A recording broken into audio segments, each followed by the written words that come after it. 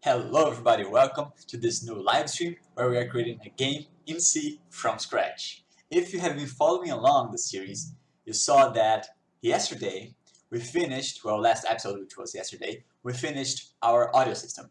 Actually we started building it from scratch last stream and we got to about 9% of working. So this is what we ended up with. Let me see. Yeah.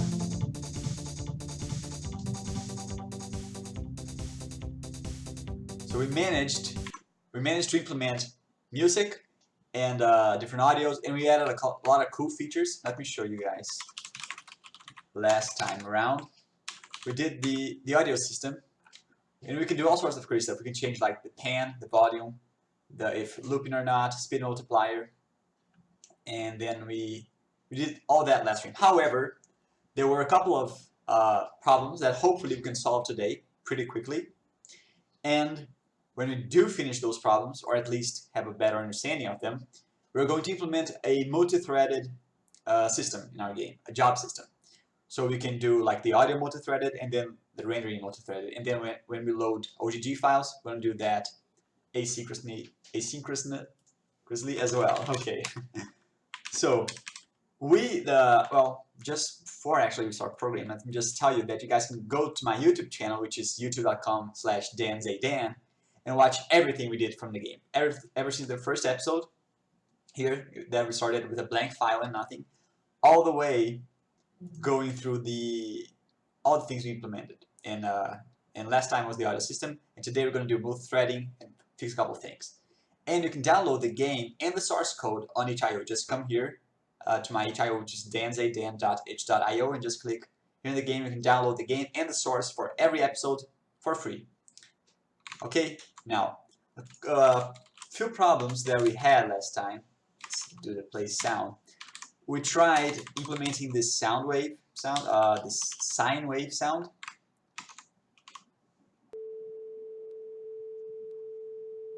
And if you guys pay close attention, let me turn the volume a little bit up for you guys. You can hear the looping problem. And we were all nuts by the end of the stream, like, oh, why is this looping problem? What can we do? And we had a hard time figuring that out. And it turned out that the problem is the audio file. This sine wave file is not actually looping correctly. So I got another sine wave file. I'm going to drop that and replace that on the data folder. And now, if we take a listen,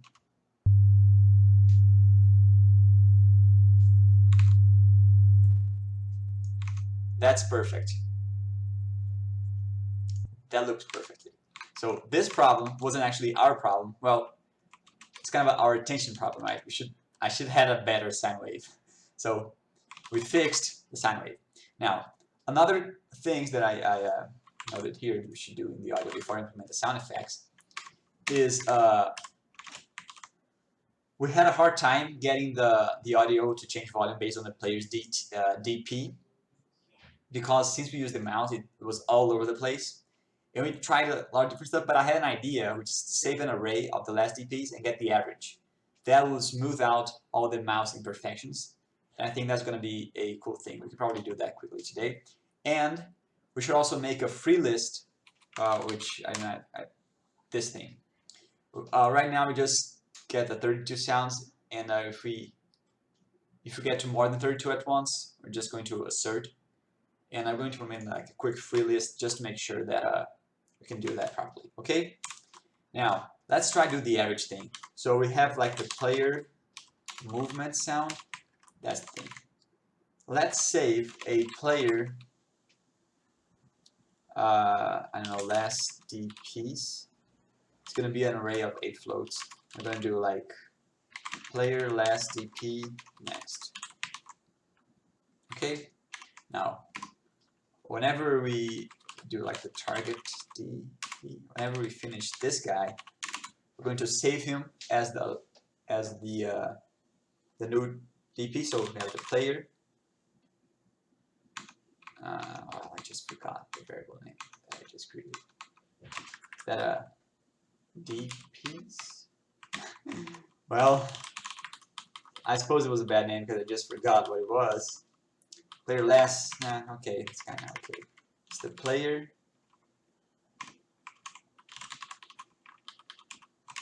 last DPs at the player last DP next plus plus.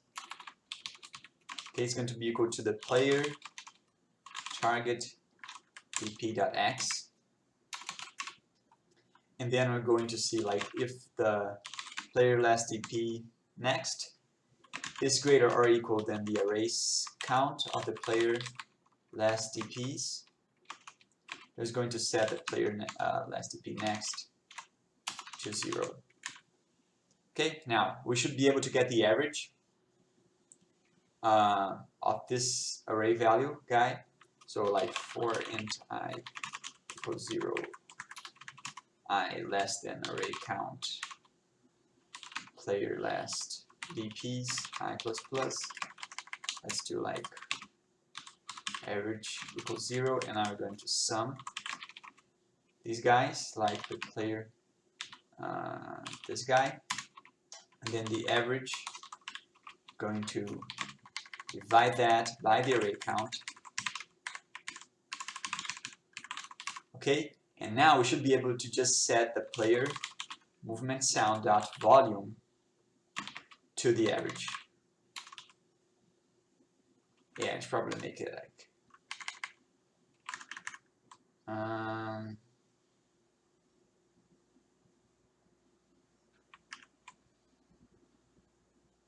well, I'm thinking about making that the absolute value, or maybe just the this guy should be just the absolute after I do the average. Not sure. Let's do the absolute here for now. Times, well, let's do like small guy, and then we can do like the clamp. It's like we were trying to do last time. Okay, now let's print this guy. Print 32. Yeah, okay. Volume, same thing. Okay, let's try to see. Okay, we don't hear anything. Ah! Well, I'm gonna turn your volume down just so I don't give you guys a heart attack. And let's try to see.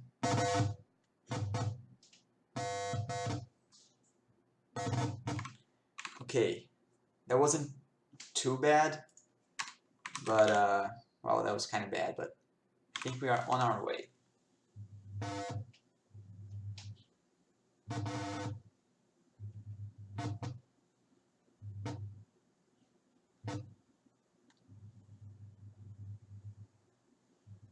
If it's less than 1, I don't know if you guys can hear that. That sounds pretty well, pretty good. But if you go,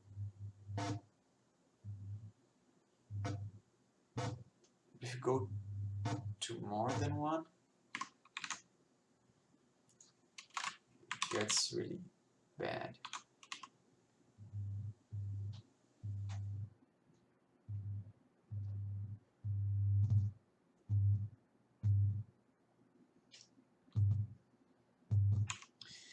I don't know, it's so weird. I think I'm not going to spend too much time today on this, but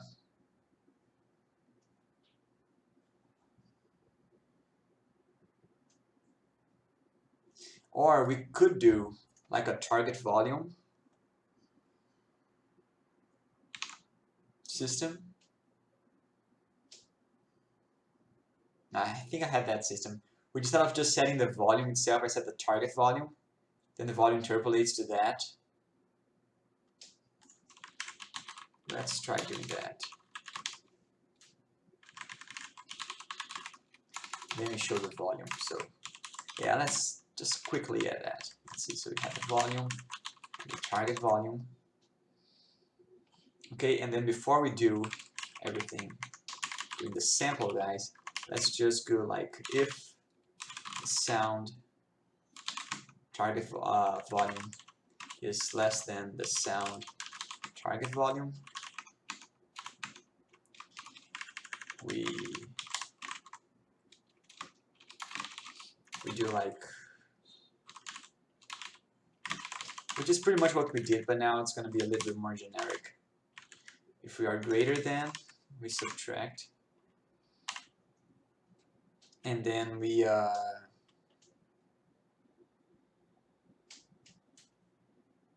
we should clamp, but I think that'll be enough.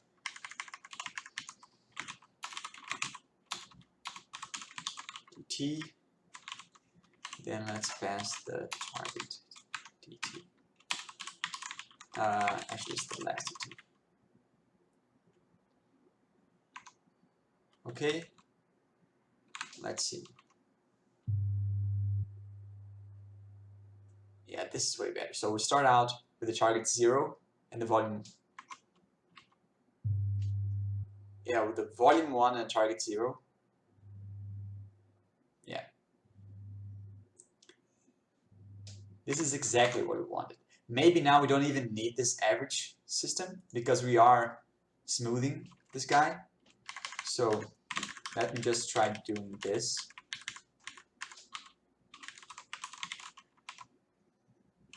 Wow. Oh, not exactly like this. Let's try doing the player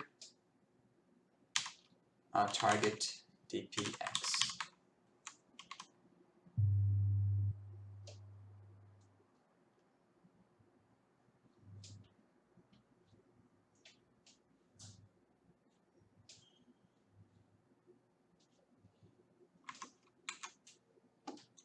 Yeah, you know what? This may be it.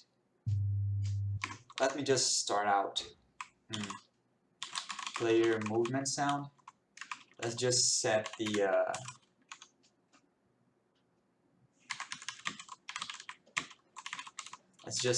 target volume to 0 and the volume to 0 and the in the audio system. I'm gonna set them both to 1 as the default value. Target volume. Okay, let's see.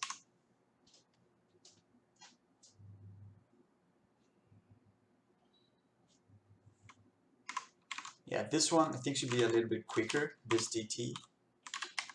Do like ×2. And yeah. And I should really clamp this guy now.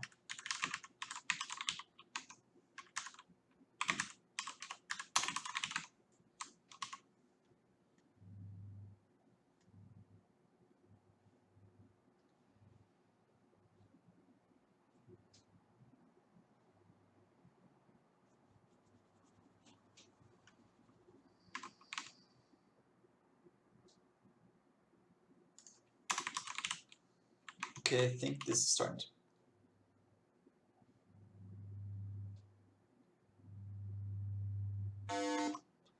Okay, well, this is like, I think this is going to be the correct idea, but this is still pretty much problematic. So I'm not going to worry about that now. I'm going to go back to the old system, and then just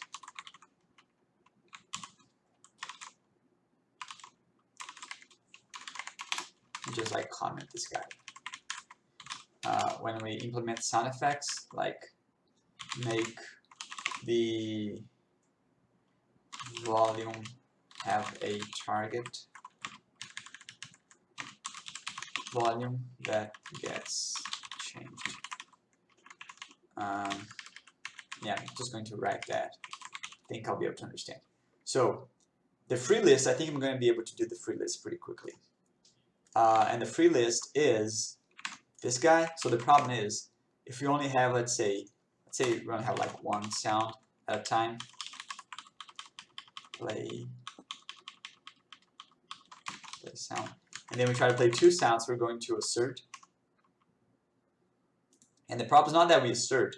The problem is, in this case, we're just overriding the first sound. But I think the best thing is actually, if the first sound is not playing, we shouldn't actually play another sound. I think I'm going to do that. So I'm going to add like a playing sound next free, and I'm going to do the first free. So we're going to do like a free list. So when we try to get a new sound, first thing we're going to do is try to get from the first free. Let's call that first free sound.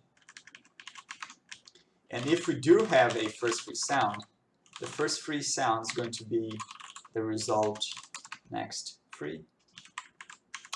Okay, pretty easily. And in case we didn't get a free sound, then in this case we're going to increment this guy.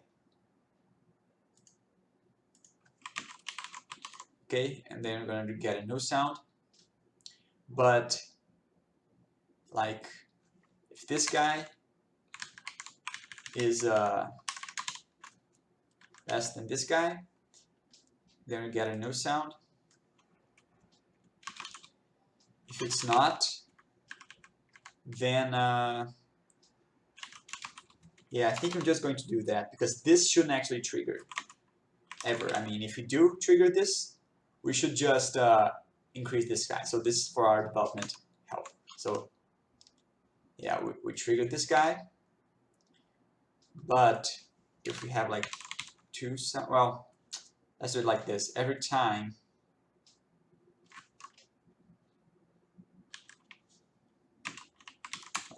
we press a button up, let's play a sound. And let's not loop it. So, okay. We have two. The next playing sound should be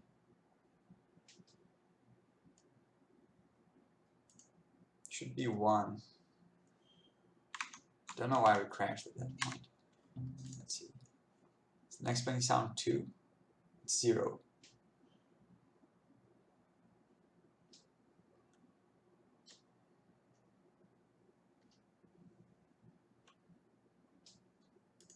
Well, next playing sound is 0. Now next playing sound is 1. And now next playing sound is 1. Okay, so I suppose this is down. Should be like pressed. Okay.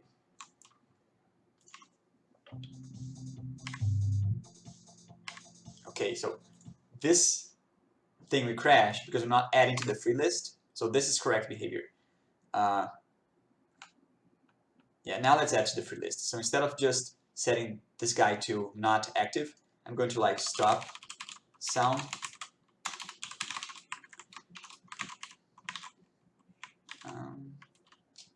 Stop sound.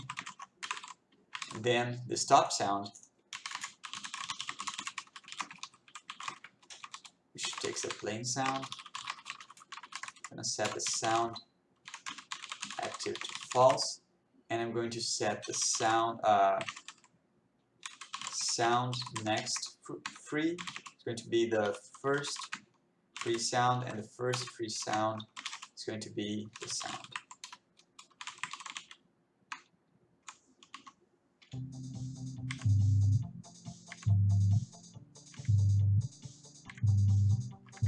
And if we do 2, we assert. But if we stop the assert, we should just, well, probably gonna replace the music at this point. No, yeah, well, we should probably just return. So we're not going to play the sound. Well, but then we're returning a valid sound. This is gonna be problematic.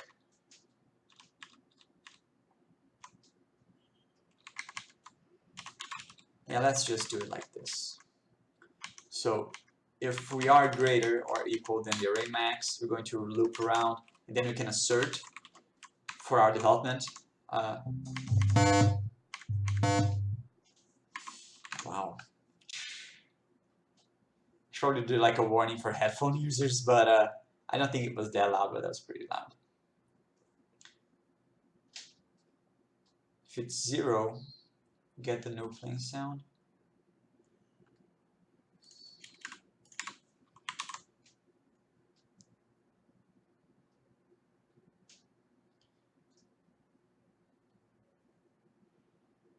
I don't know what happened there. Let's put a breakpoint like here.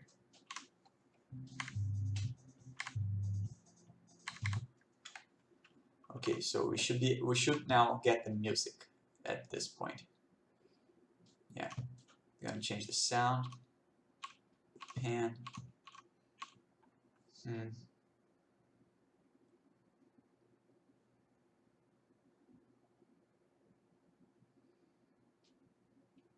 Yeah.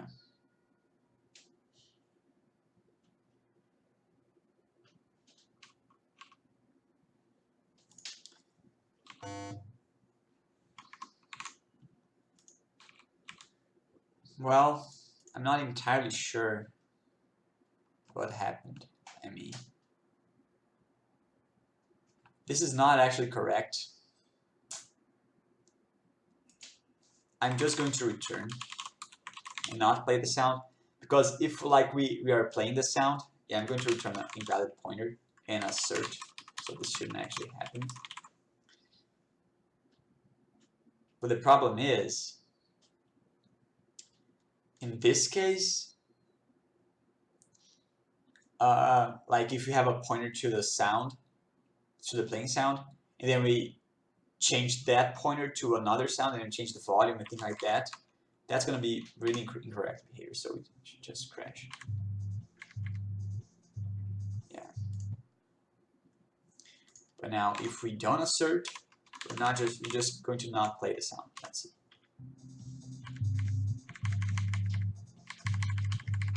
Yeah. But if we do expect a pointer, this may fail. I'm not sure this is the best call though. But for now, we're going to do like 32 sounds, and we shouldn't actually ever. Okay. Oh, the problem is when we are adding sounds. So this behavior wasn't entirely incorrect. Well, it was because of the thing, but it's weird. Adding. Okay, I'm starting to think. Yeah, this guy is wrong. Our mixer is wrong. Yeah, we're probably The problem is we are I don't know, overflowing this guy because we're adding, right? Yeah. I think I'm just going to clamp the audio. It's going to be bad, but not as bad as what we just saw. Let's see. So this guy is going to be a clamp of I don't know, min s16. This guy. Then we're gonna cast that to the next 16. Yeah. Add it to the left side, left sample, and this is the max x16.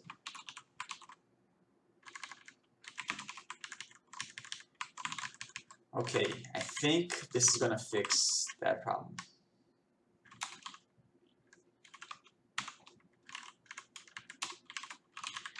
The right sample and the max x16.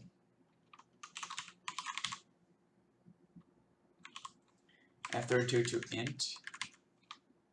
We do like s32.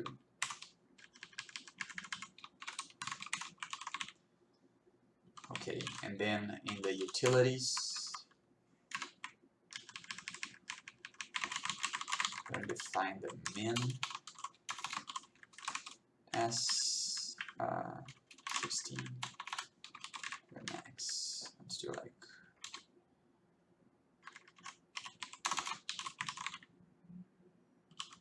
clamp too many actual parameters.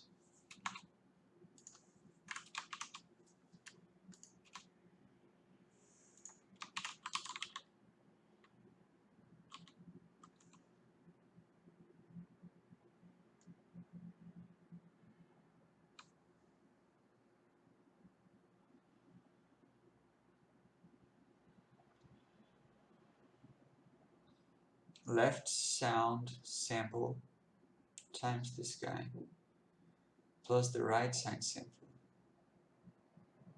No, I suppose we were correct.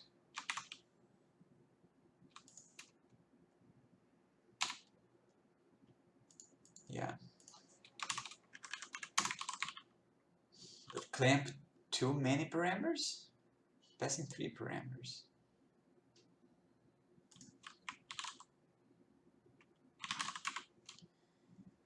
Yeah, well,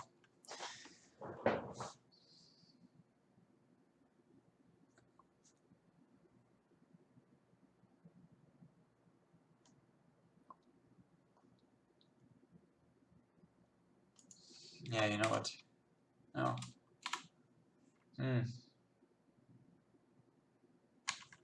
Let's do like sample to add. Oh yeah, we have too many parameters. This is what we should do. Yeah. Okay. Now let's.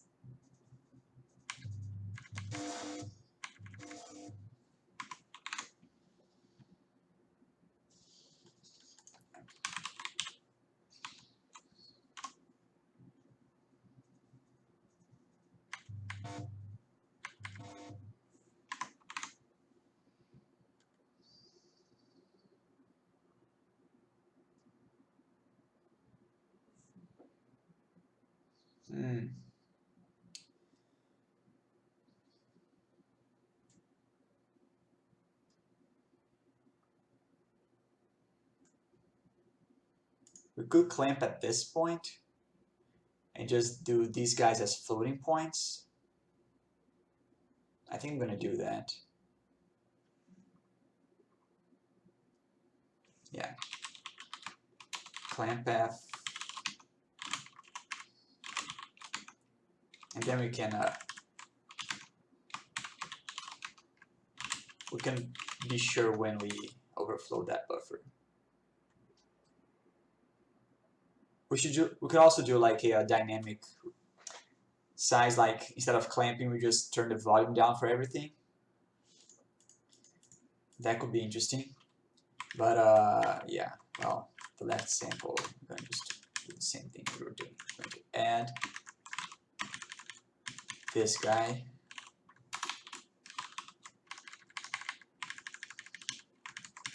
Then I have to make that a floating point number.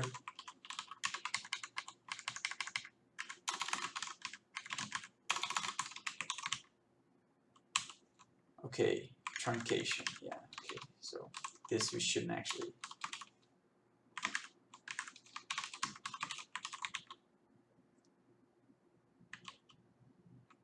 From int to f32.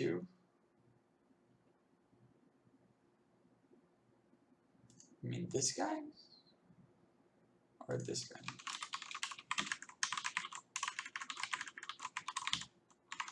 Okay. Well, still not working. Let me print this guy. Like,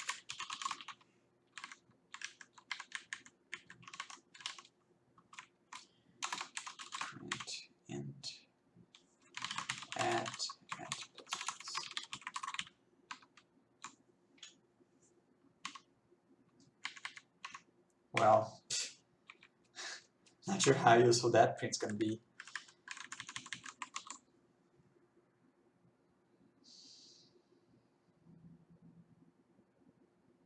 Yeah, anyway, the volume is a lot louder than it should be. Like, if you just multiply like this, like the global, if you do everything like by half, yeah, we can do 2, but we shouldn't be able to do 3. Yeah.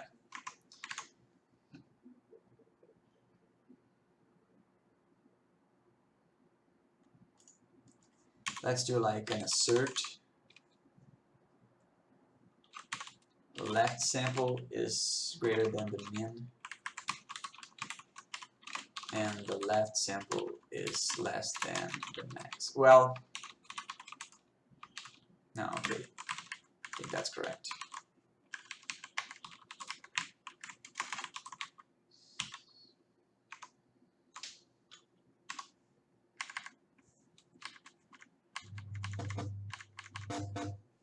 Huh, that's weird.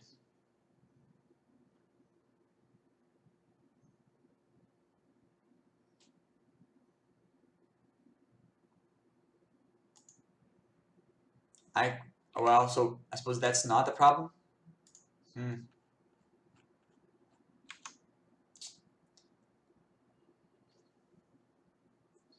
don't know.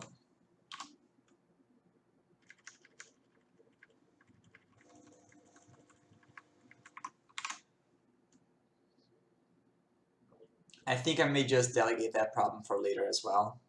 Just because I want to get multi-threading working today, and then we can do like another audio stream where we implement sound effects, implement music, and fix these problems. But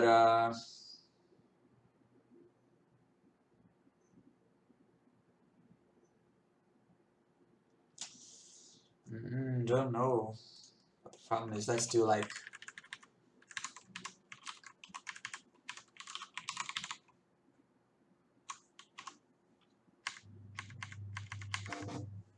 it's weird.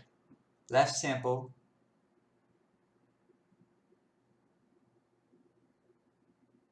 And less than the max.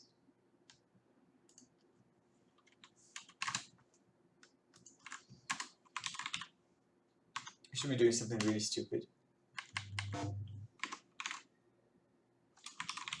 Am I even compiling?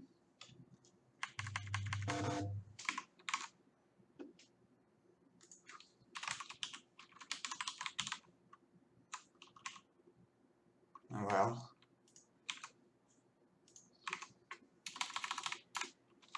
If the last sample is greater than this guy, well, yeah, assert, make sure that the left sample is greater than the min times the small number, and it's less than the max times the small number. Maybe the min and the max are wrong. I don't know.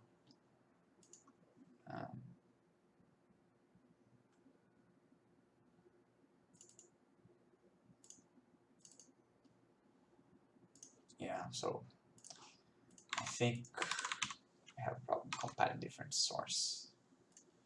So let's see. Left sample is 250. The min, well,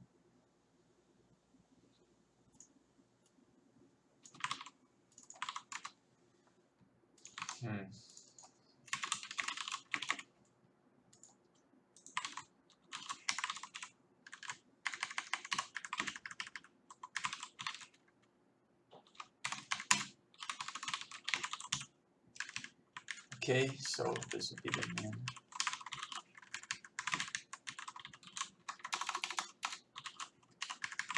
And this would be the max.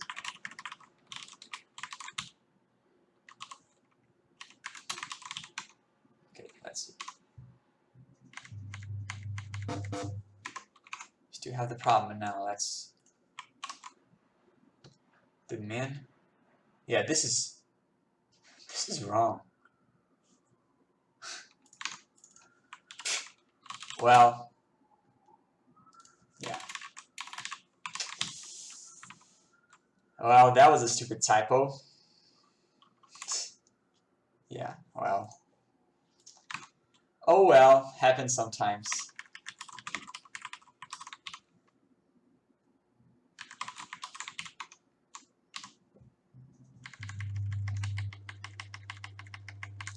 Perfect. Thanks, Marcus. In fact, you just brought a lot of good luck because we had a weird bug that we were chasing for like, I don't know, 15 minutes, well, 10 minutes. And then we just figured it out. So, you brought good luck.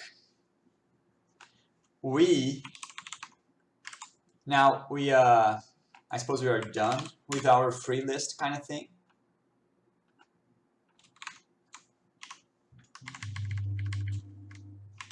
But if we have like, I don't know, 3 sounds max.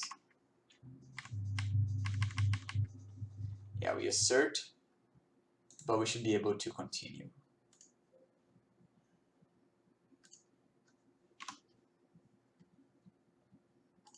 Wow. Let's try taking out the assert.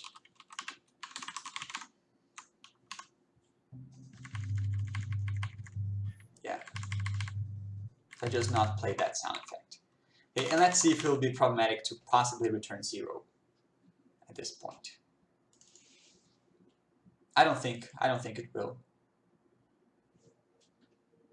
Because the important sound effects we're going to spawn in the beginning.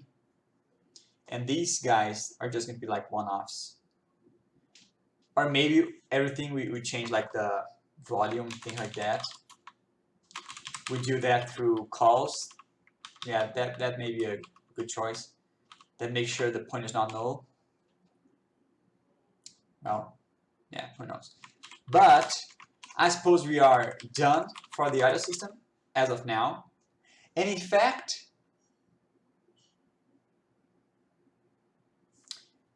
you know what? Let's try to implement this guy again. Just because we fixed a pretty significant problem with the sound system, and that actually helped this other stuff. So sound, we did the move towards, right? So sound volume is the move towards.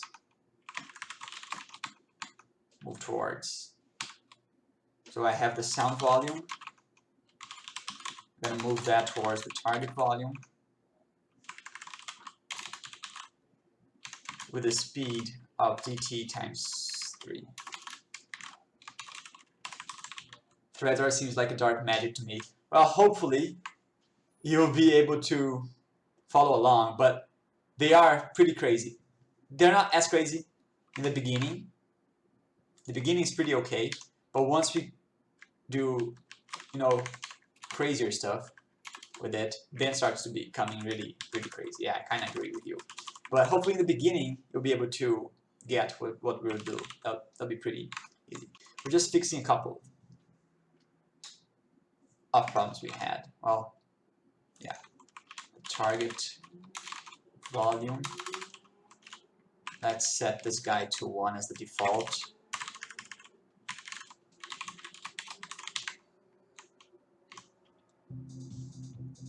Okay, perfect. Now, let's go back to the player movement sound. Play sound, and then do like player movement. Sound's going to be equal to, let's play the sound sign and set it to loop. Okay. Now, what we should be able to do now, is set, well, here, let's do that the player says, player movement sound, the target volume is going to be, let's do that clamp path 0 and 3 of the player target dp.x. times small number. And then we'll actually going to print print f32.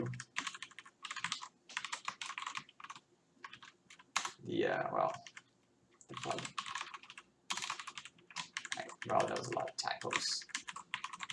Is your job system going to support interruptible jobs? Well, not at first, but I'm going to do like a job queue system. So I'm going to have like a couple of different queues, and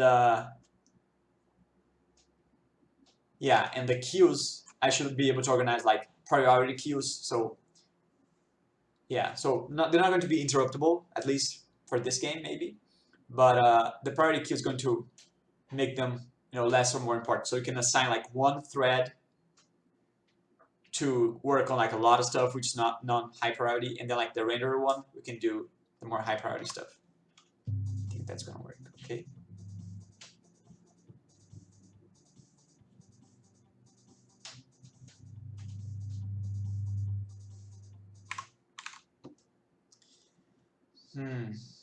Yeah, well, this is still going to need to think about that, because for some reason when we move slowly it just adds to the thing, or if we move fast, oh, it's because the target DT gets clamped. Yeah, well, let's not worry about that. Worry about that later. So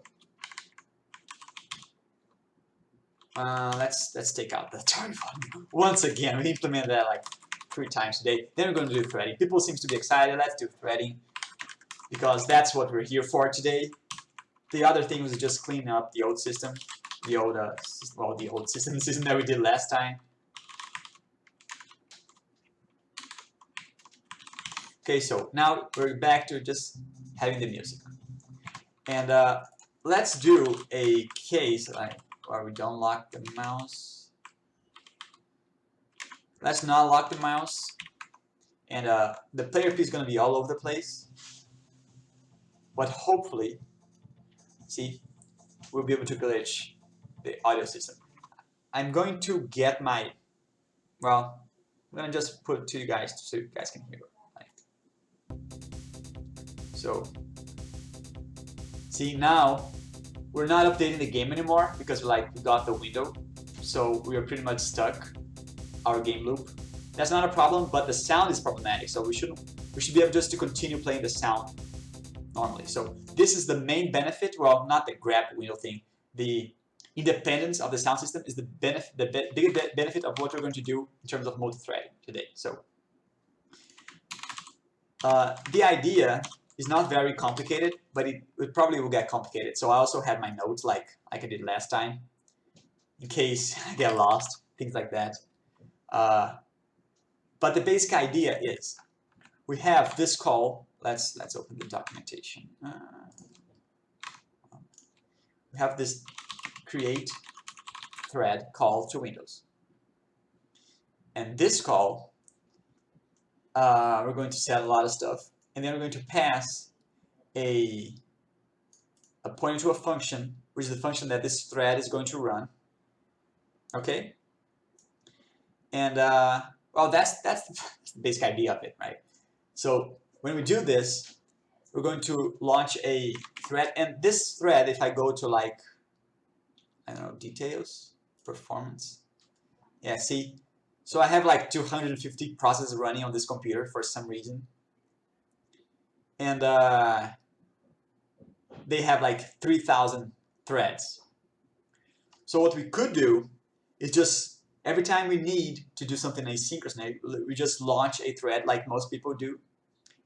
But we want to avoid having calls to Windows, so that's why we're going to do our job system. So we have like a fixed number of threads, and then we can like organize that based on our needs. And yeah, so in the beginning we're just going to launch a lot of threads just so we know well, the beast that we are going up against. So Let me think about what can I do. I think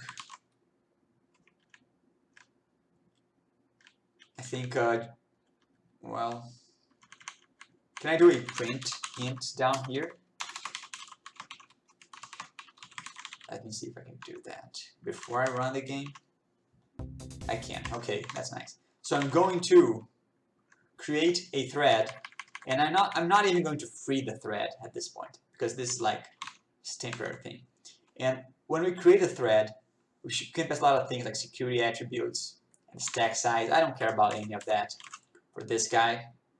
Okay, but what we do care about is the procedure, which is this guy. So I'm going to create like a specified, I think in the documentation it says how it's going to be. It's going to be like a D word with API thread proc. So this is the thread that they want us to do, and it receives like a void star data. Okay. Yeah. And then we're going to pass the thread proc. And the parameter, let's pass, I don't know, 10. If you want to print 10. Well, let's do 10 loops. We're going to do 10 threads, and then we're going to see how that looks. And then we're going to clean this up.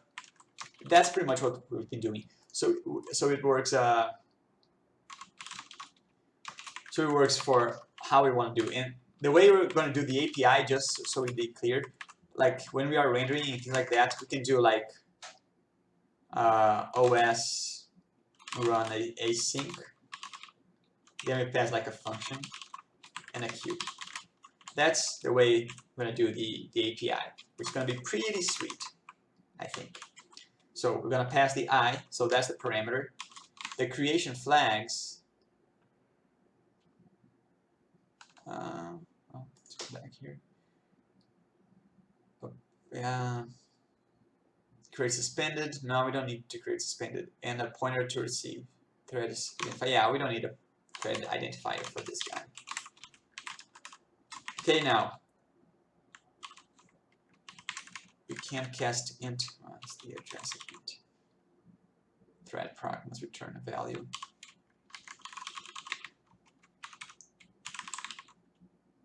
Okay, now let's see if we crash or do something bad. We shouldn't do nothing. Yeah, okay. Now, if we do print int, we should be able to print a lot of ints asynchronously. So I'm going to cast that to an int pointer data, and then I'm going to dereference that pointer. I don't know. Okay, nice. I'm going to turn the desktop audio for you guys down, like off, so you guys don't hear anything.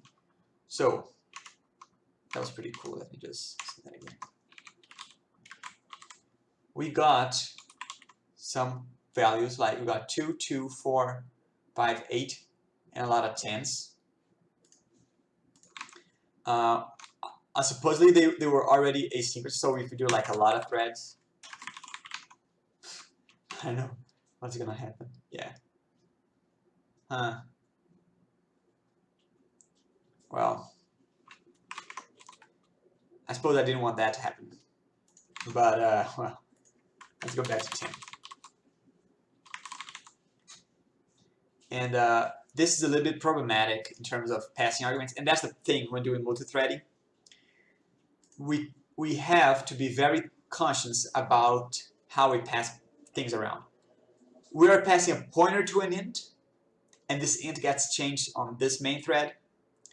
That means that when this guy gets to read him, first of all, he could be out of scope, and second of all, the value changed, and that's what we saw. Like, we saw the value changed. So the way I'm going to do is that I'm going to try to copy the whole int.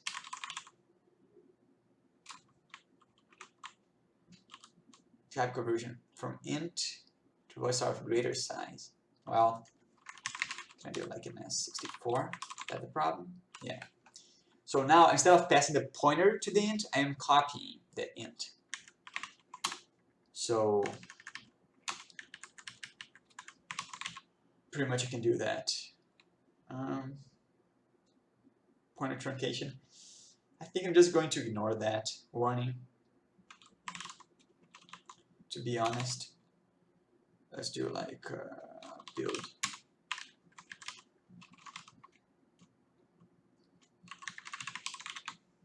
Okay. Okay. Now it's pretty cool. Let's see what we got in terms of result. We got 0, 2, 4, 3, 5, 6, 7, 9, and 8.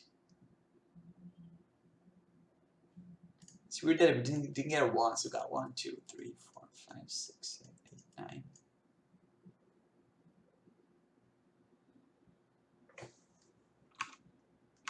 Yeah, so we didn't get a 1 for some reason.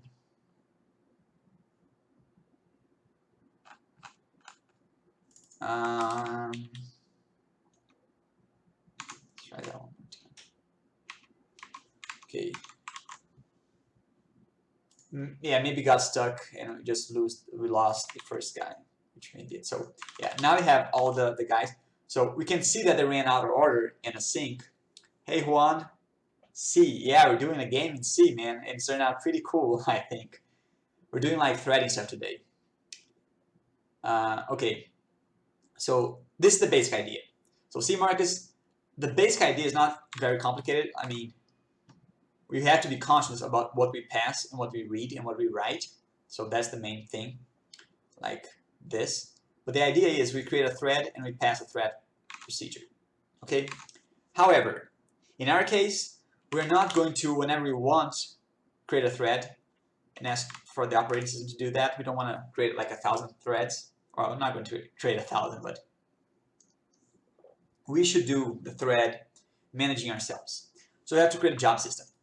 And the idea of this job system, nice, I will watch while I code too. Thanks.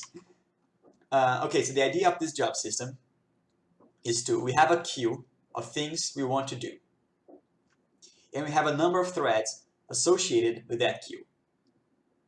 And okay, and then we say, like I did in the other example, like, oh, add this entry to this queue, and whichever thread is available is going to try to do that job. That's the basic idea. So I'm going to like if zero this guy out for a second, and I didn't if zero things enough, so I end up rewriting a lot of our test codes. For now, I'm just going to if zero that, so we can keep testing that. And that's instead of doing like thread proc, let's do like test thread proc. Okay, let's just go back and see if it still works. Yeah, nice. Okay. Okay. Now, let's create our multi-threading section here in our Windows file. Multi-threading. Okay. Okay. Now, the call that we actually want the game to do is OS like do work async. And then we should be able to pass a queue, which we're going to write out now, and a proc. Okay, so this is the main call that we want. However, we also need stuff like create queue, and that's what we're going to start doing. So first of all, we are going to create a couple of queues. We're going to create like an audio one, which is like just the audio doesn't even need to be a queue, but I think we may just use that. Okay, so the idea is to make the same thing we're doing now with this thing, but in the game. So without calling Windows stuff, right? So that's the goal. That's the short-term goal. Okay, now let's do a Win32 create queue. Okay, and yeah, and here we're going to create the thread, queue,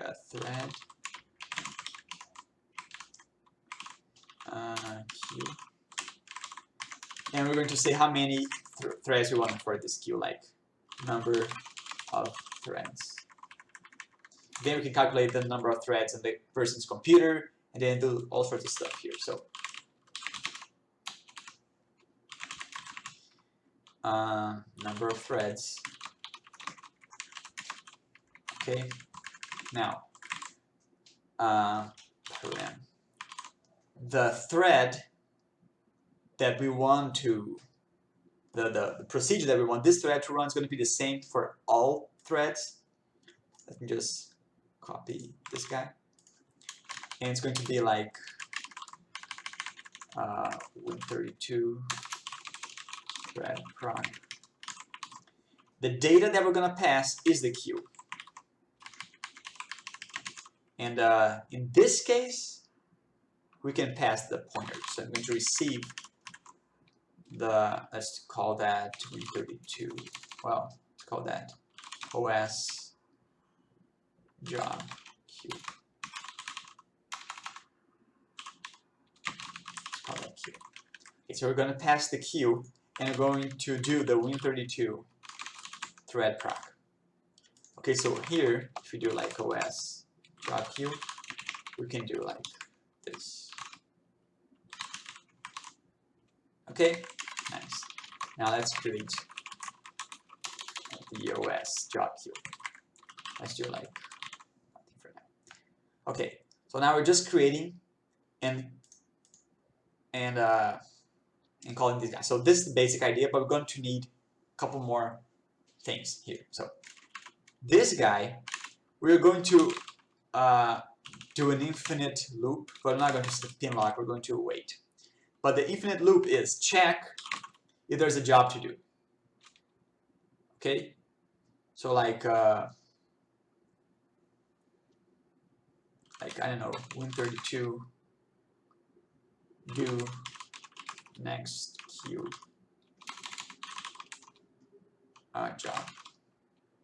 Okay, and then we're going to pass the queue. So if we should do the next queue job, like do job, well, did job. Okay, and else, here we're going to sleep. Okay, and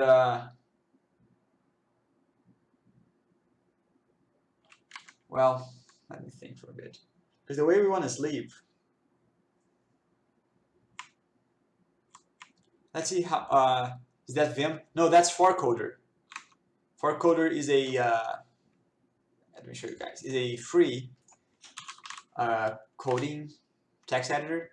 And well, ForCoder. And well, ForCoder Chino. And it's a pretty good one. It has like, you can get it for free, or you can pay like $12 and get the customizable version, but I just using the demo version.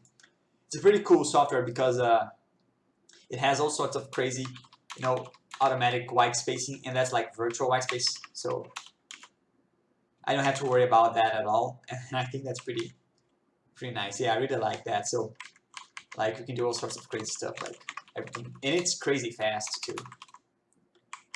I really like that. Okay, so the Win32 do next queue job. It's going to take the OS job queue. We're going to check if there's a job. Yeah, we're going to check if there's a job, and the return like should sleep. So at this point we should sleep like sleep. Okay, yes. And this sleep thing, we're not actually going to sleep. We're going to wait for the semaphore to call us back. I'm more of a Linux. Oh, it works on Linux too, ForCoder. It has the Linux version. So if you want to try it out, I really like it. Yeah. Although we are programming for Windows because this is a game, and you know most people play games on Windows anyways. So okay. So the thing is, the sleep thing we're going to do here, it's not going to be an actual sleep. We're going to wait for the semaphore to call us back, which is pretty much the same thing as a sleep, but it's like a threaded sleep. So right here we need to create the semaphore, right? And yeah, create semaphore. EX, let's check out this call.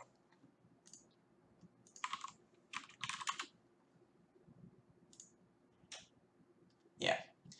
So there's a cool example in case you want to know, like, let me see the example. Well, I don't see the example. I think the example is without the EX guy.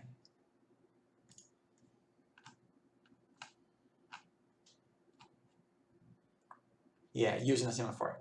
So if you want to know more about semaphores and threading and things like that, it's similar to what we're doing. Yeah, we're going to use the wait for multiple objects. So we can pretty much take a look at this guy. But we're going to pretty much write that basic idea to get our queue going on. So create semaphore EX. So we're going to need to create a semaphore so this thread can wait for it at this point. And I'm going to save that on the queue. So the queue semaphore. So I'm going to create real stuff here. So we have a semaphore handle, okay? And I don't like the Win API compared to Linux one. Yeah, well, I don't know anyone who likes the Win API stuff, to be honest. So I'm not going to hold that against you. There's like platform dependent part, and we'll do like a platform dependent part. Okay, so the semaphore attributes. Don't need to care about security attributes. Initial count. That must be greater than 0.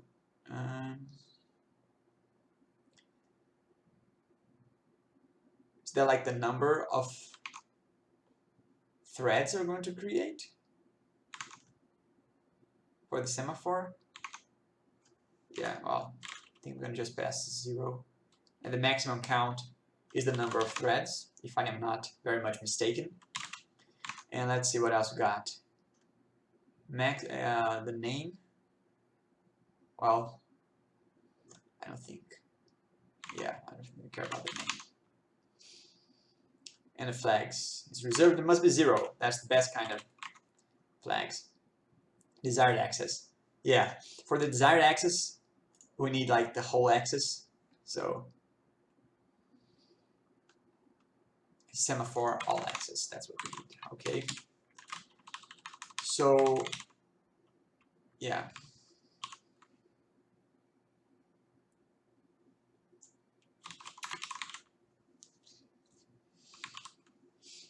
Yeah, okay, so let's say we created a semaphore. So now here, when we go to sleep, what we are going to do is that call that we just take a look at. We're going to wait for a single object, EX.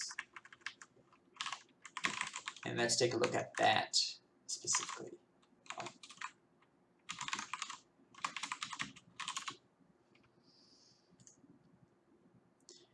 Yeah, so see, this is just basically wait until the object is in a different state. So the object that we're going to pass is the semaphore. So this is the queue semaphore. And the milliseconds that we're going to wait, let's wait like until they wake us up. So let's do like infinite.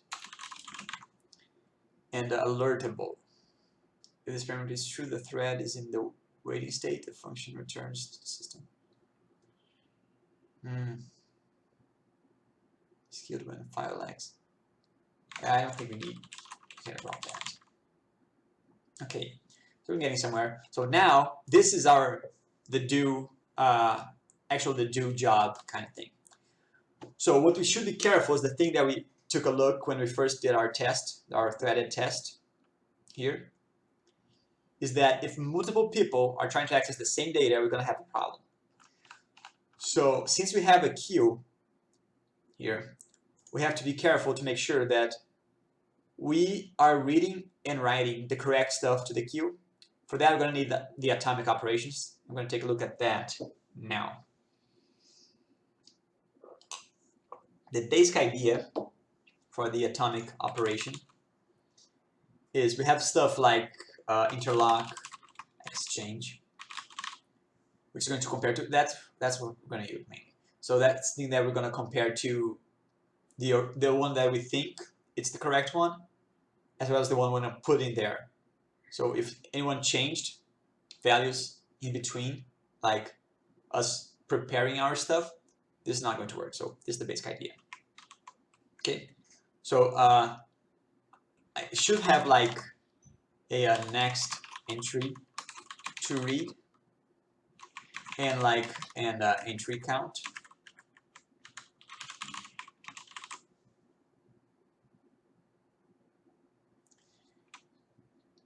Yeah. And well, actually the entry count is just going to be an array. So this guy, I'm going to do like U32. I'll mark that as volatile.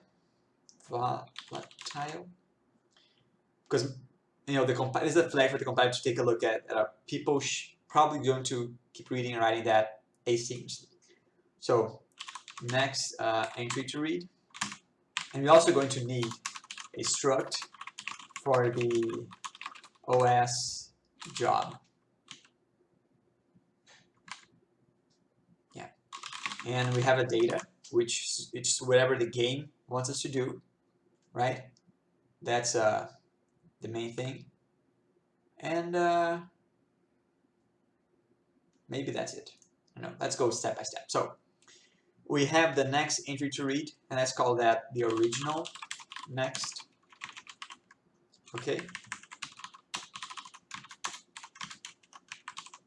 Okay.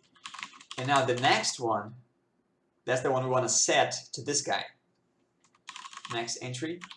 We want that to be the original that we just read, +1. But we're going to wrap, same thing we did like last time and the time before that. We're going to wrap based on the array count for the queue entries. So let's create an entry. Oh, I'm like doing that on the wrong place. So this is what we should be doing. Okay. Yeah. Oh, that was weird. Okay, so OS jobs. That's the entries. Let's do, I don't know. Let's do 32 jobs. Maybe we're gonna increase that if we need more. Yeah, I don't really care too much about that. Okay, so this is the value that we think is inside here, because for all we know, the value changed by this time. You know, we don't know. Are apps that are not games popular on itch.io? Well, usually it's apps related to games in some way. So, well, for coders there probably because people write games in it. But yeah, text editors and programming stuff. But there are a lot of non-games on itch.io. Yeah, it's pretty cool. I like that. But because itch.io makes it really easy to distribute stuff. They're awesome. Yeah, okay. So volatile. Yeah, so this guy is the one that we want to put in there for the next one. So now we're going to do that interlock compare exchange thing. And in fact, yeah, okay. Because in my notes here, I'm just going to tell you guys, I should test if the original is not equal to the next entry.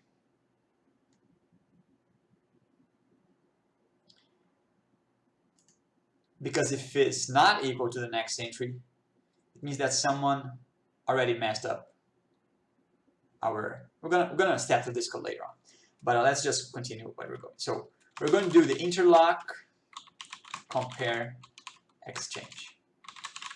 Okay, and this call, let's see if I can get the documentation for that. I made an NC-clim for itch.io. That's awesome, dude. Is it like the library is on itch.io? So this is the thing. We want to change this value, the output value. Yeah. We want to put this value inside this guy. Only if this guy is in there. So if nobody changed accidentally, well, not accidentally, like in between these guys, we should be able to just keep going. And then it returns the original value so we can test these guys. So yeah. That's what I'm going to do like original value. Let's call that original index. Let's call that interlocked value. Okay, so we are going to pass a pointer to the queue next entry to read, and we want to put the new entry in there. Let's call the new entry to read. API of each IO. I can do anything you want. Oh, that's cool, man. I didn't actually know that was a thing. I never used it too much, but docs are nice. That's cool, API. You can do anything you can do. Just click on the web, but the API. That's nice. I may take a look at that later. That's pretty cool. Do you have a link for that? Like, for, well, yeah, next, not new. Well, it should be new entry to read. Yeah, okay, so I'm going to put this value in only if the original value is in there. Okay? That makes sense. Now, if the value that we just read, interlocked value, if the interlocked value is the original value, because that's what it returns like not the changed one, it returns the original one. Yeah. So if this guy is the original value, it means that we got to do the work. Okay, so we get to do the work. Okay. So in order to do the work, that's going to be pretty simple.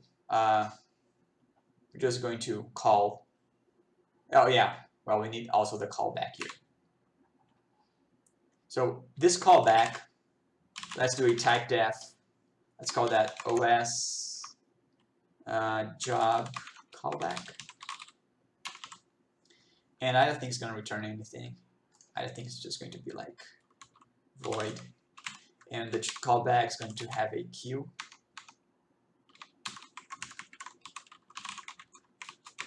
Yeah, thanks, man, for the link.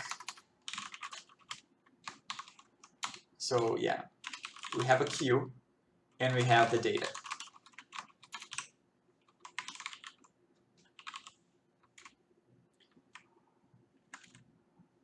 Job OS queue.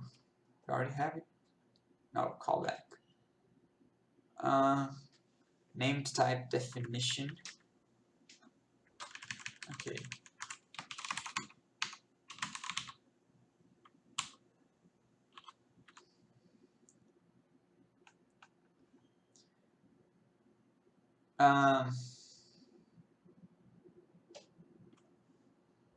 What is the problem again?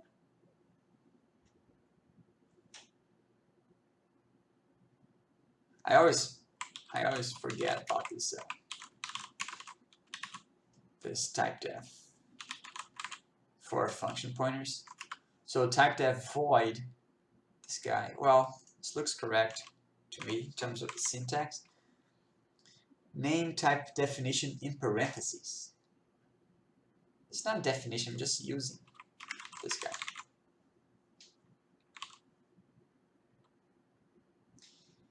It's a new lang, compiles to optimize C++.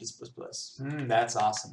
I think we could use a new language, like John Blow's JAI.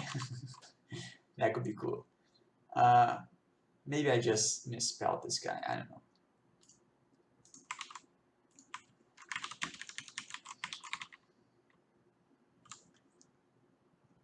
Name type definition in parentheses.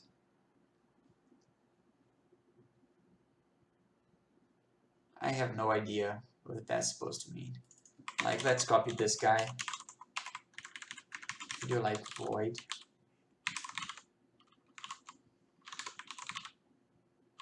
Okay. So let's do void OS job callback.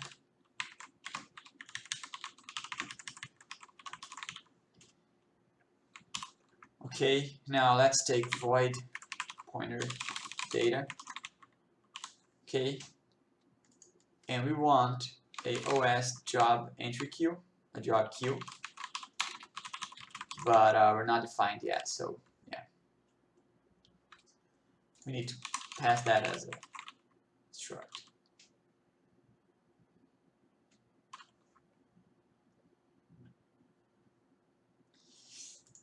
Hopefully I'm not going to get stuck there for like years. Let's just see. Yeah, so at this point it works. So I think I'm just going to pre-declare this guy here and do it like this. And then let's try doing that up here.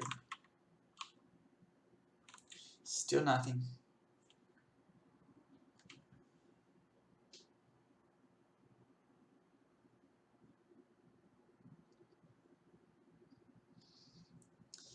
I can reuse C code, so I learned a bit of C. Do not really C stuff. Yeah. Well, C is still very much used. Not just for like embedded systems, but to do like the really fast code. Like for gaming engines, they do like a little bit of C for that as well. Come on, guys. I don't want to get stuck in this guy forever. I don't know what the problem is. I may just cheat and look at the other game.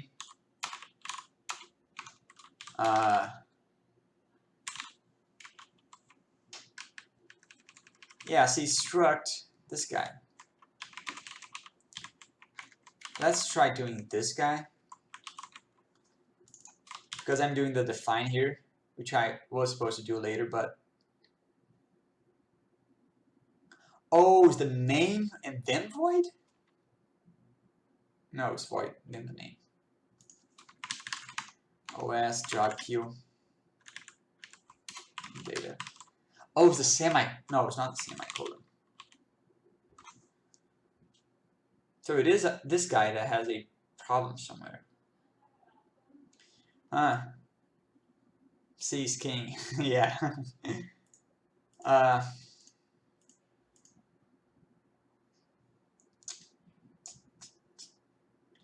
have no idea what the problem is. I could really use some better error messages at this point. Like, declaration of queue hides global declaration. Why does this think this is a global declaration of queue?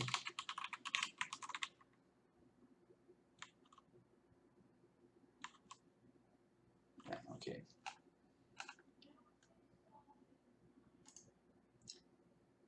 I have no idea what the problem is that this guy's complaining.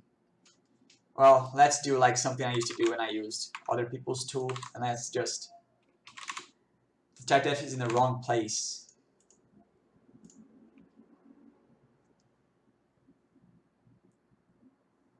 What do you mean? It's just laying around here as a global guy. No, let's take this guy's out. It's just for reference. We actually put the type like I can't put the type def after the job queue, which probably that's what you mean. It works, right? But I can't do that because I need to use this guy here. I have a pointer to the OS job callback. I need that pointer here. Well, maybe I can do it like this. Yeah. Okay, so I suppose, yeah, that's better. So, oh well. Thanks for a tip, Puzzled. I was puzzled, and I would probably be stuck there for a while if it wasn't for your help. So thanks a lot. Okay, so let's keep going. Volatile long differs in volatile U32. I suppose this is also volatile. Is that what you're thinking about?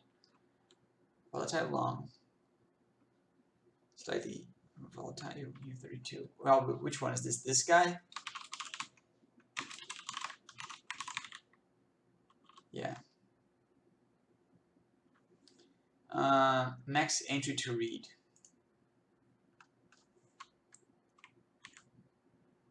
Undeclared.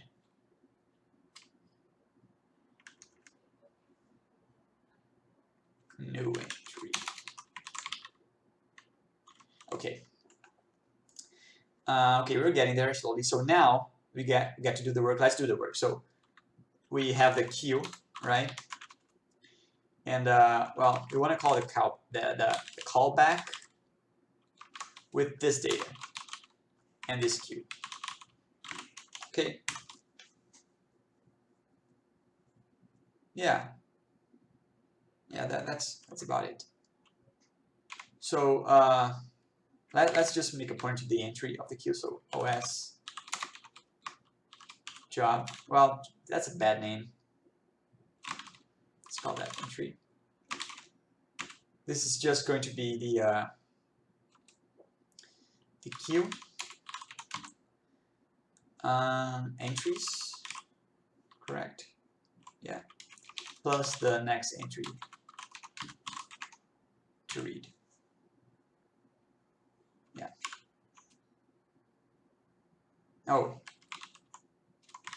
no, that's not right. It's the queue entries plus the index, which is the interlocked value. Okay. Now if you do entry callback, like this thing, let's see, how do we look? Okay, data, undeclared identifier. No. Yeah, the data is actually the entry data. Okay. Term does not evaluate to a function taking 258 arguments. Well, I hope not. But okay.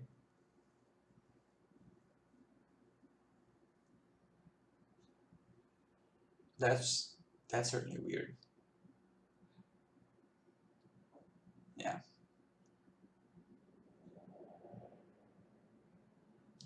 Entry callback, which is this guy. OS. Oh, it's not a struct. Huh, so I don't know if I solved the problem. The type def. Because that's, I can't say struct here. I don't know what I did there.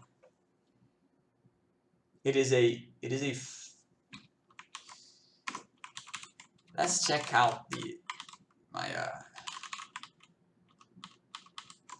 cheat here, my cheat code. And let's see. Yeah, the callback.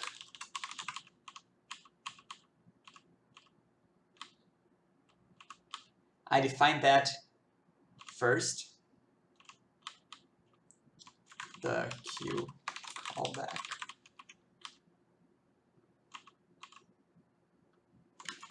And I defined that here. See? Puzzled. If you could help me get less puzzled. Because, I don't know, this guy has to be first. I don't know, man. This guy has to be first. So the type def is in the wrong place. I don't know where else I could put this guy. I can't put him after this guy. And since I have like 32 jobs here, this guy has to come before this guy. So I think I'm in a bit of a order dependent problem here. Struct OS job queue. I really don't see why this guy's not working. Because I'm just saying, okay, I'm going to use the pointer to a struct. Not even the struct, it's the pointer to the struct. Name time definition parentheses. Let's go to this guy, but this has nothing to do with what I'm doing. Is that a warning? Dude, that's a warning, man. That's what I get for using warning as errors. Come on. Okay. Yeah, well, now I feel a little bit bad for wasting this amount of time, but let's keep going. Okay, so now we should do the queue, and I'm also going to save the completed index because we might want to check if we completed the jobs that we want to do or not. But I think I'm going to just do that as a comment for now, like completed jobs. So then we can test if we are done or not.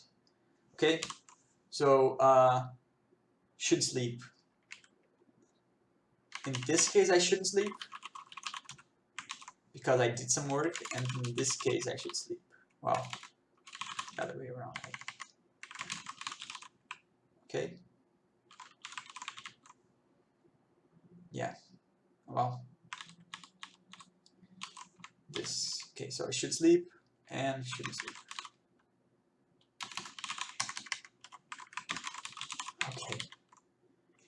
So this is done. Now, all we need to do now, well, let's see if this is done. We do, and then we wait for a single object. Well, I think that's about it. Let me see. Yeah. And then we do the next work. Yeah, that looks correct. Now we need the actual call that we're going to use, like OS do work async. That's the last thing we need. So let's put that after everything else. Okay, so this is what the game's going to do. And we already have a queue, which is OS job queue. And we already have a proc, which is a OS job callback. And should we pass the data? Probably. Yeah. Okay, now we're going to, all we have to do is just to add a new guy there. And we have to be careful because this is like async work. So pretty much have to do the same thing we did before. So we're going to have a new next entry. Yeah. Oh, because we have like an entry to read. We also do an entry to write because now we're going to write entries. So same thing. Same thing we did. The volatile next entry to write is going to be the queue next entry to write +1 with a modulo with the array count queue entries. Okay, and this is the point where we assert to see that the next entry to write is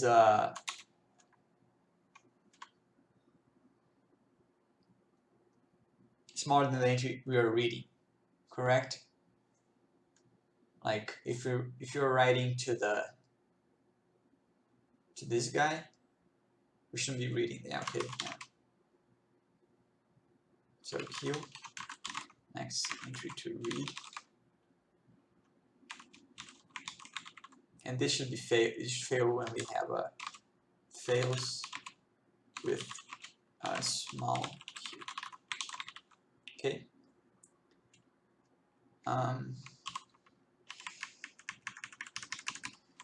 Okay. Now we should now have the correct next entry to write. Now let's write an entry, right? So we have a job entry, and it's going to be same thing like queue entries plus the queue next entry to write. This is the job that we want to fix. And then we're going to set the callback to the callback. I'm going to set the data to data.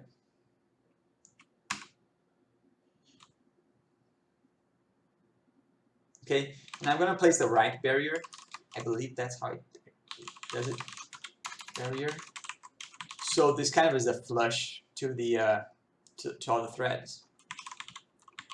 So yeah, okay, so queue. New, no, it's just the next entry to read. Callback. I call that proc. Let's call that callback. Okay. Now we should have set the correct guy at this point. And now what I'm going to do is set the next entry to write. Since we just put the write barrier, we can do that pretty safely. To the new next entry to write. Okay. And now if we go back to our semaphore guy,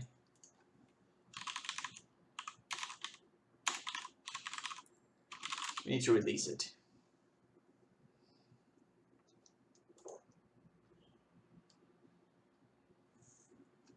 Exactly. Yeah. Because for the queue semaphore, we added one more guy, right? Okay. So I don't know if this should work or not. I'm gonna have to debug that pretty carefully. But hopefully this has the same effect. So let's go back to our first system. And let's try to do this guy using our new system. So first of all, I'm going to create queue. And I'm going to pass a OS job queue. Let's call that queue. I'm going to pass a pointer to that. I'm going to say like create like 2 threads.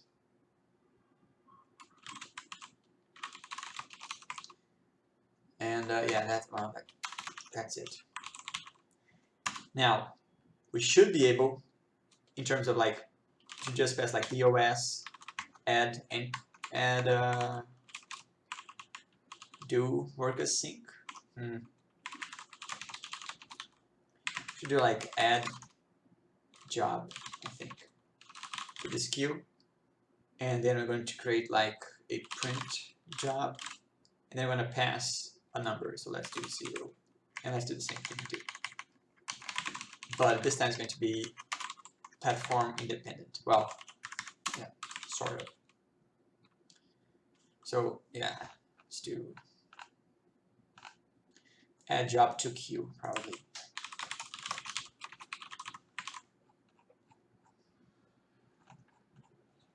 Add job to queue. Okay, and we need a pointer to the queue. And we need to create the print job. So when we go ahead, we need to create a function of this type. So it's going to be like internal void print job. And I have to take the same thing with this guy. So to make it easier, that's why there's a define guy, right? So I'm going to define AOS job callback. I'm going to get a name. And I'm going to do this guy.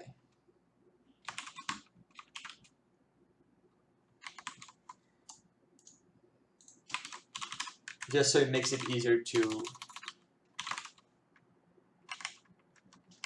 yeah. So instead of doing this guy, I'm just going to do the OS job callback.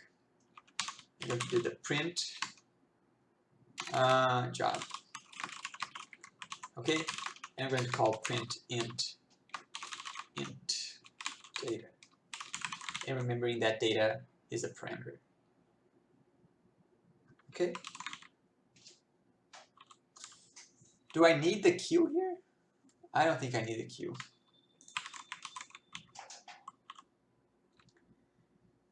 Yeah.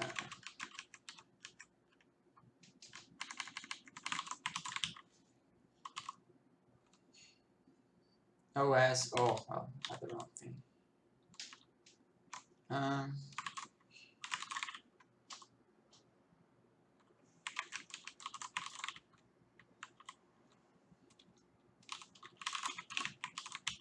Well,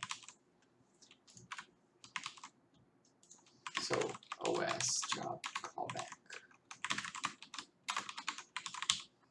Yeah. Nice. So let's go back and add this guy. Okay. So pointer mismatch for parameter 3. Okay. I'm just going to hope and see that it works. Well, it doesn't work, so we're gonna have to debug that. But we were supposed to debug that even if it worked, so not gonna complain too much yet. Probably did a couple mistakes because we wrote a little bit of code. So first of all, let's create a queue. So, well, we should also zero that. Let's do that.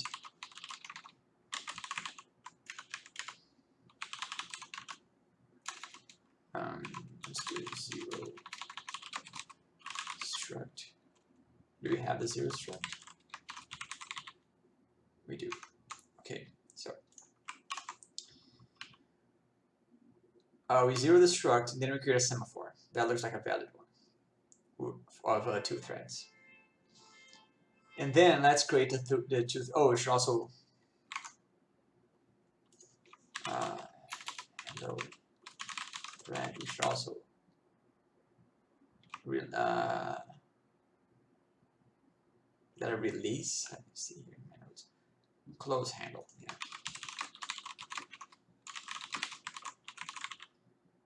Okay, because since this guy is going to be in an infinite loop, we really don't care about what he's doing now. About a reference to it. Okay, so let's create one guy. Let's close him. Let's create another guy. Okay, so this little icons show that we changed threads. So this is our thread, which is good. Now let's try to do a queue for the next job. So we get the queue. There's like a valid queue, but has no entries. Okay, so the next is 0. Well, we went back to the other guy. Okay, so the next 0 in the new is 1. See, that's the thing. We want to check. That was the if that I was uncertain. We have to check if we actually should be doing work. Yeah. But yeah.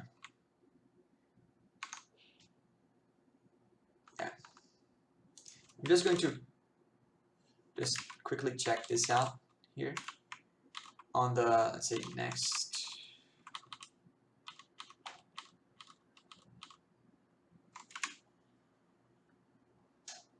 We check out if our entry to read, yeah.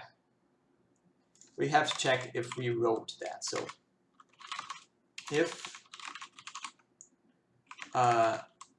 original next is different from the queue next entry to write, means that we wrote something here. We do that. Otherwise, we should sleep. So let's see. So we're going to run this guy. The original next is 0, and the new one that we were reading, that we should read, is 1. But since we haven't, well, 10. Oh, we already. Okay, we already added 10 guys. Nice. So now we should be able to add. So this next entry is 0. Now it should be 1. It is 1, correct. Now, if it is equal to the next, which means that we got to change this guy. Okay, so we changed threads here.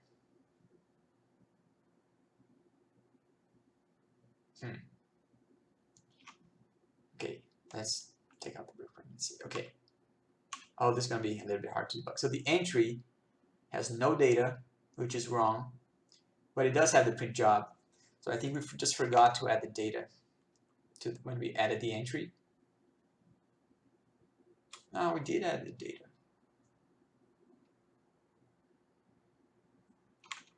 Well, let's go back and see what we have. the entry. Oh, it's 0 because the first number is 0. Okay. So and then yeah, we got the first guy. Then we're going to call the callback. So this is what we're doing, and we're calling the guy with 0. Then we return false. That means that we should now try again to do another job. And now we should, yeah, so the other thread already did like 10 jobs. And we now should probably not do anything. So we are going to wait infinitely. I think our job system worked. Let's try to see that with no breakpoints. That was pretty cool. 1, 2, 3, 4, 5, 6, 7, 8.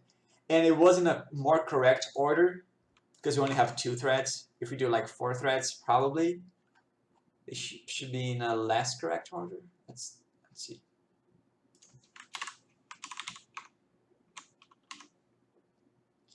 Yeah, okay, so that's better. I mean, better in the sense of what we are doing, right? So this shows that we're doing that on threads and stuff. So 0, 2, 3, 4, 5, 6, 7, 8. So the one got stuck for a long time. That's no problem because the other ones were working for him. Okay, dude, that was great. Just for the fun of it, instead of like when we tried to do a lot of threads, this guy hung for a long time. Hung? Yeah, hanged. He hangs for a long time. Let's try to do 100, which we should assert because we don't have 100 entries. Well, we didn't assert. Or maybe we did them so fast. Yeah. Well, let's try doing 1,000 entries. At some point, we should have triggered that assert. We didn't, and it looks kind of correct actually.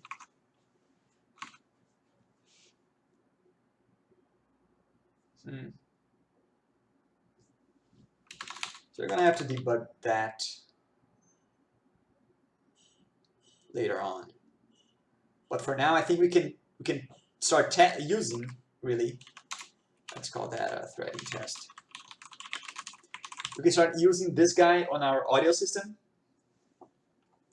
which is going to be a nice test to see. Because if you guys remember, if I turn the volume up here, yeah. For some reason, if we hang, like let's lock the mouse. Let's not lock the mouse again, and let's hang.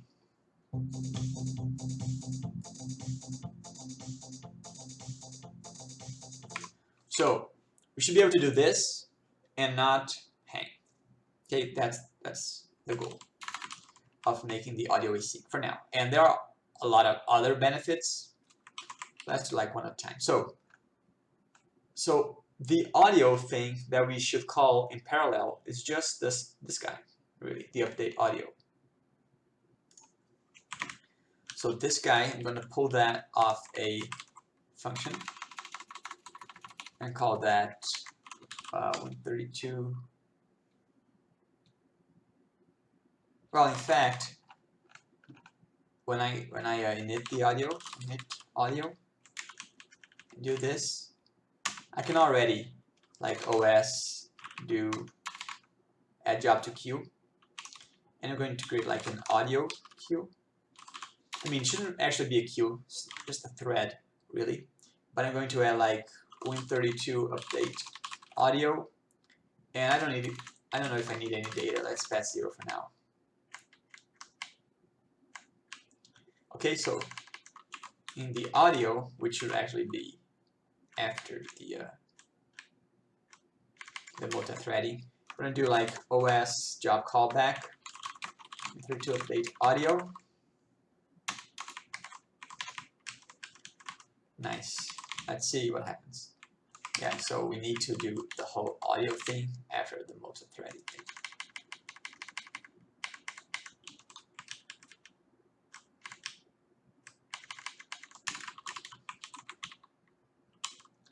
last DT. So instead of using the last DT, I am going to set the target DT, and let's say we're going to try to update the audio this amount of time, and we probably get that later on, but so we're going to use the target DT. Audio queue, so we do need to create a queue for the audio, so OS job queue, audio queue, and we're going to do the 132 that create queue, and I'm gonna pass 1, and yeah, well, that's only it. Yeah, okay.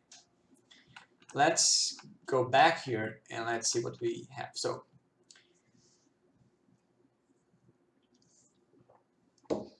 this is the target DT. So I'm going to do that forever.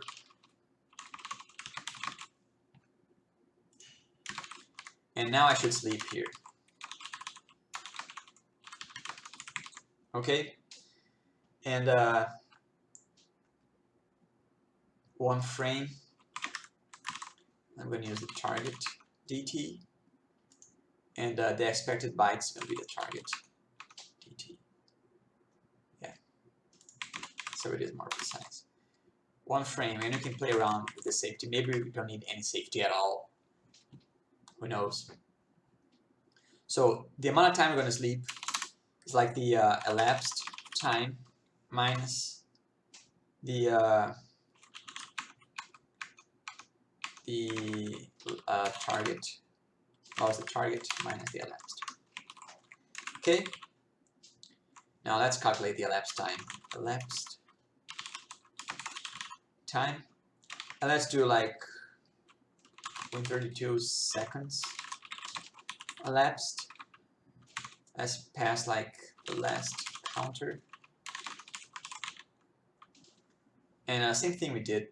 We're going to like in the beginning we have like large integer last counter equals to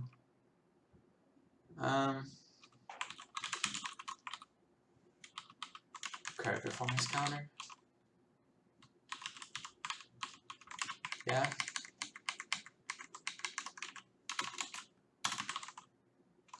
Okay. So we get the elapsed time and then we set the last counter to be, well, yeah. And let's do this helper function. Seconds elapsed. Let's do it time. So maybe you can inline at 32 seconds elapsed. And you're going to receive a large integer last counter. And in fact, we can, that's what we need.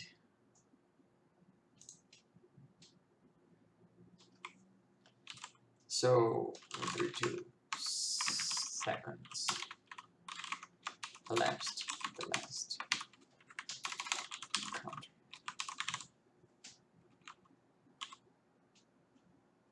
Yeah, well, we need to work on that a bit more.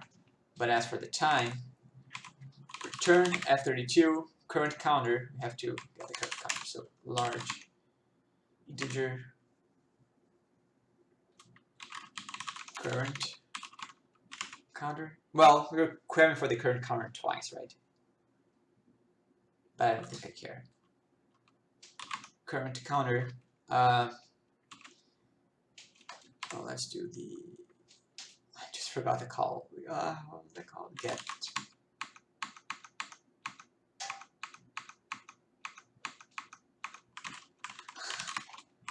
Last counter. Query performance counter.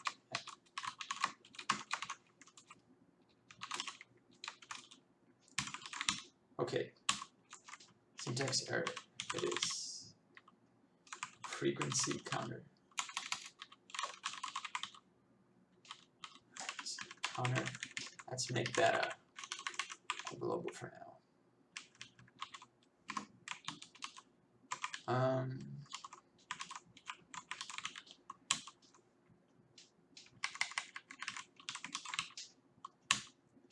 Let's just make sure that we set the frequency counter before we do the audio stuff.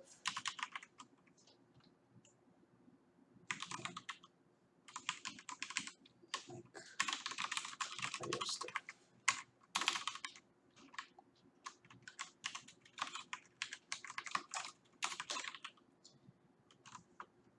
Okay. Sleep, yeah. So we can probably be a little conservative about that and maybe subtract 1. Frequency conversion from F32 to D word possible lost date. That's weird. Oh, okay, it's not totally weird. Okay. Okay, frequency counter. Last counter. Okay, let's debugging that to make sure that it works. So the last counter, we do all the safety byte stuff, and then we call the update guy. And then in order to sleep,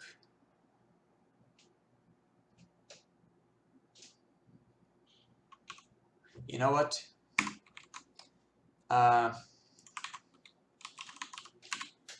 We should really like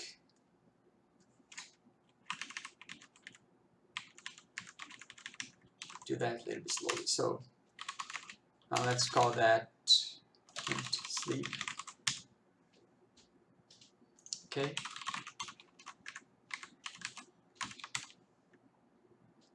-1, and this is actually going to be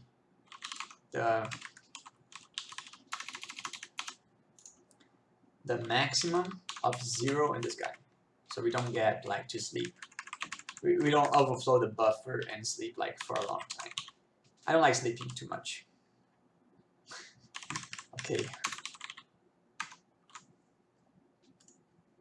Let's see running the first guy. So the target DT and the elapsed time was 5. Oh, it was very small. So we should sleep 0. Oh, because this is in seconds. This is milliseconds. Okay, so sleep. So I'm gonna do like 1,000 times this guy.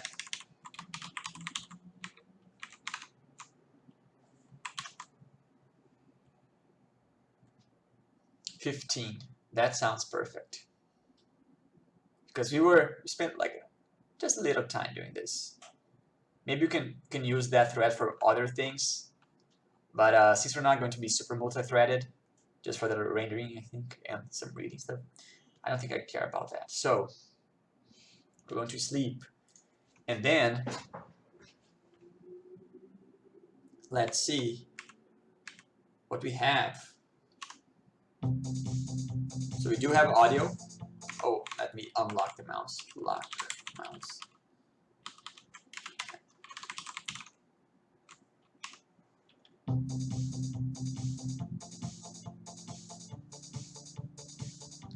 So, well, let me give you guys the correct audio and I'll turn this one down.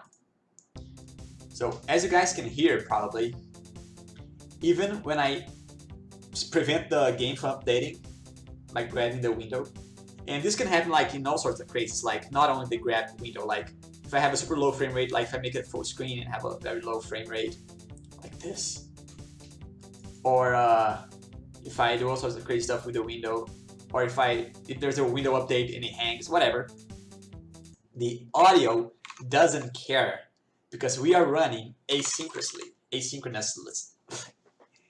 an asynchronous way. So I'd say that was a huge success for today, huge one, because we implemented not only the threading, But the whole job system, that was great. So profiler, maybe async rendering, because now that we have the tools, you can do that. And then we should also do, but that'll be in the polish pass. Maybe we'll do 32 floating point colors later on. And yeah, the next thing we're going to do is file I/O for saving unlocked levels and high scores. Well, let's do file writing because we already have file reading. So UI, so we're going to do show timers, hard to see balls, whatever, menu. Okay, that'll be cool. And then we can also like implement the sound effects and just finish up with the audio. Maybe we'll do that. Maybe we're going to do the file writing, which is the last thing we need for the engine. Then we're going to do the audio, then we go to the UI, and then we do better levels, few stuff. Nice cleanup, and let's do like more levels. Yeah.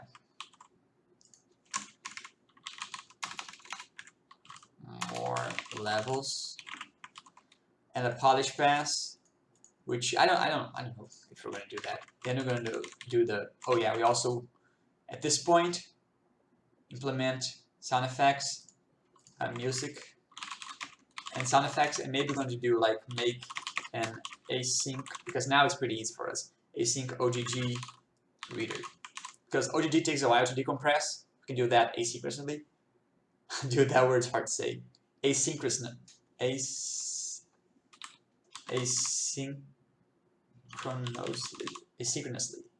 or maybe asyncly. Asyncly. Yeah, we can make an async OGG reader, and then play around with these guys as well. So yeah, file writing next time. It's gonna be a quick stream, I think. And then we do the audio. It's gonna be a longer one. And then we go back, and then maybe we do when we do the profiler, we decide to make the rendering. We do the cooker, and then we do the game. Dude, we are awesome. Let's do some cleanup. I don't know if we're gonna keep the test here.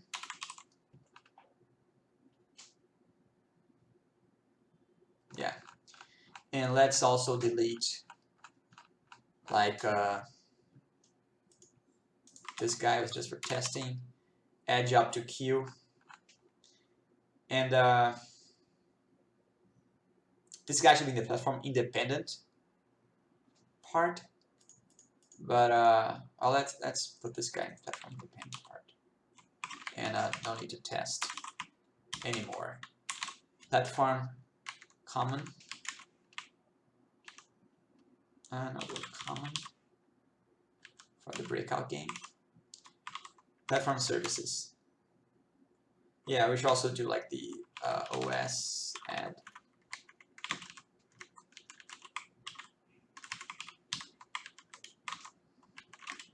Like this, so the game can now do.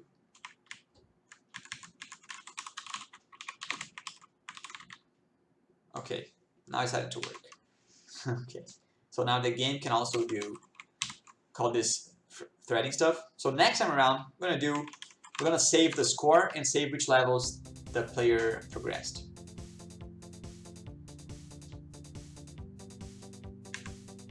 So yeah, we're going to start working on that sort of stuff.